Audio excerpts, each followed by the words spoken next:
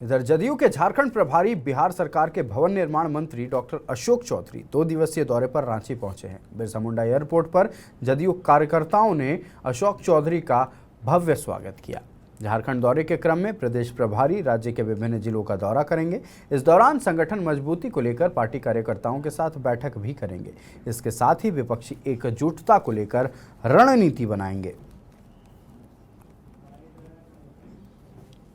झारखंड तो पहले भी आए हैं। प्रभारी बनने के बाद पार्टी के अध्यक्ष को टास्क दिया गया था, सबका रिव्यू करना है, संगठन में जिलों का दौरा करना है, संगठन को नए तरीके से प्रदेश में बनाना है और उसके लिए आज और कल बैठक करेंगे और उसके बाद जिलों का दौरा करेंगे। हमारे सब प्रभारी मनोज यादव जी जो हमारे बांका से मिले हैं वो हैं, साथ में कल विजय सिंह जो हैं वो भी हैं हमारे यहाँ सब प्रभारी, वो भी आ रहे हैं। हम लोग सब लोग मिलकर के जिलों का दौरा का प्लान बनाएंगे और जो यहाँ के स्थानीय हमारे अध्यक्ष हैं और बाकी सहयोगी हैं उनके साथ बैठ के बात करेंगे।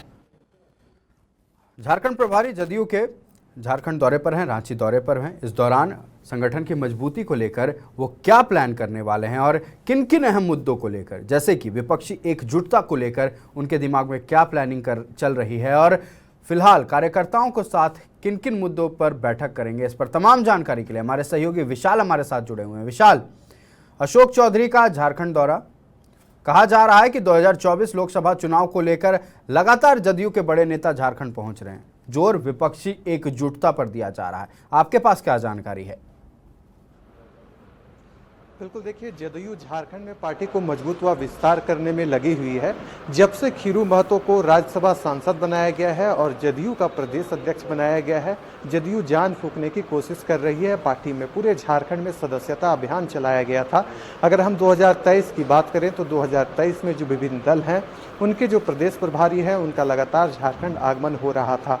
आज देखिए, झारखंड जदयू के प्रदेश प्रभारी हैं डॉक्टर अशोक चौधरी और बिहार सरकार में मंत्री भी हैं, उनका रांची आगमन हुआ है। कारण बताया जा रहा है कि जदयू का 2 दिवसीय बैठक है।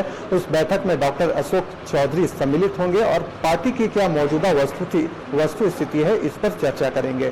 देखिए, साथ ही साथ अगर हम नीतीश कुमार की बात करें जो जदयू के सुप्रीमो हैं, तो अगर हम उनकी बात करें तो देखिए 2024 में पूरे देश में लोकसभा का चुनाव होना है और अगर हम झारखंड की बात करें तो यहाँ पर विधानसभा का चुनाव होना है। तो देखिए, जो विपक्ष के लोग हैं उन्हें कैसे एकजुट किया जाए, इस प्रयास में नीतीश कुमार राष्ट्रीय स्तर पर लगे हैं। वहीं अगर अशोक चौधरी की बात करें तो झारखंड में जो विपक्षी एकता है कैसे मजबूत किया जाए, इसकी कोशिश जदयू की ओर से की जा रही है। यही कारण रहा कि जो ललन सिंह है जदयू के राष्ट्रीय अध्यक्ष हैं, उन्होंने मुख्यमंत्री हेमंत सोरेन से मुलाकात की थी और साथ में कैसे मिलकर चुनाव लड़ा जाए, इसका रोडमैप क्या होगा, इस पर चर्चा की गई थी। तो देखिए, आज जदयू के जो कार्यकर्ता हैं, जो प्रदेश प्रभारी हैं, सभी कार्यकर्ताओं के साथ उन्होंने बैठक ली।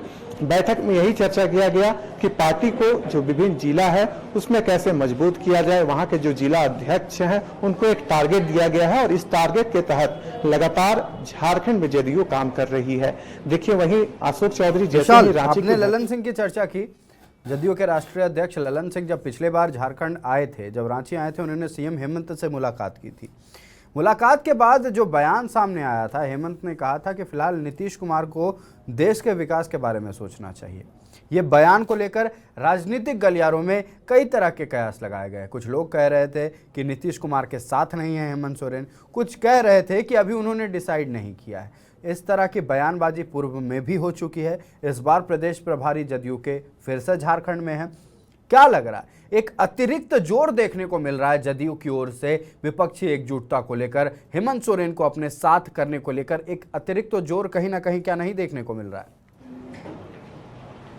देखिए, मुख्यमंत्री हेमंत सोरेन कैबिनेट की बैठक ले रहे थे। कैबिनेट की बैठक के बाद जैसे ही वे बाहर निकलते हैं, बिहार के मसला पर उनसे प्रश्न पूछा जाता है कि नीतीश कुमार विपक्षी एकता पर काम कर रहे हैं, तो उन्होंने कहा था उनकी अच्छी पहल है, ऐसी होनी चाहिए।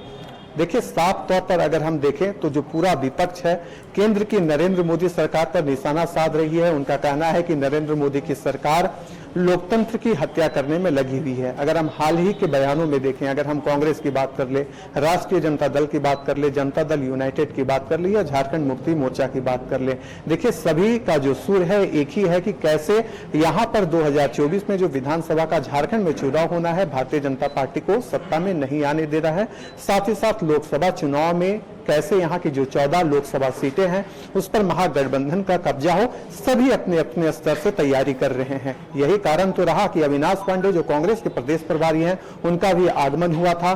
सत्याग्रह आंदोलन कांग्रेस कर रही थी, लोगों को एकजुट करने में लगी हुई थी। वहीं अगर हम जेएमएम की बात करें तो खतियान जोहार यात्रा इसका संकेत था।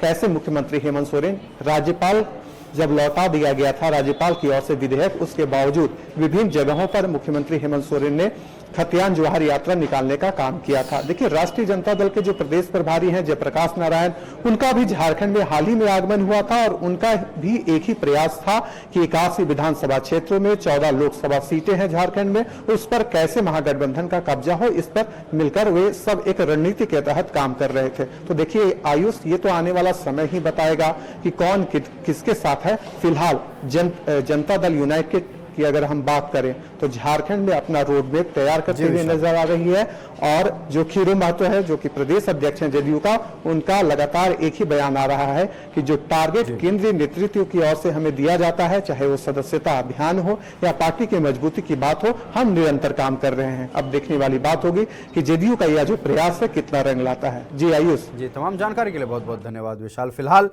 हम देखते रहेंगे और आपसे अपडेट लेते रहेंगे कि जदयू के जो प्रदेश प्रभारी हैं डॉक्टर अशोक चौधरी, वो अपने इस दौरे के दौरान क्या क्या बैठक करते हैं और बैठकों में किन किन मुद्दों पर चर्चा होती है, इसकी तमाम जानकारी हम अपने दर्शकों तक पहुंचाते रहेंगे।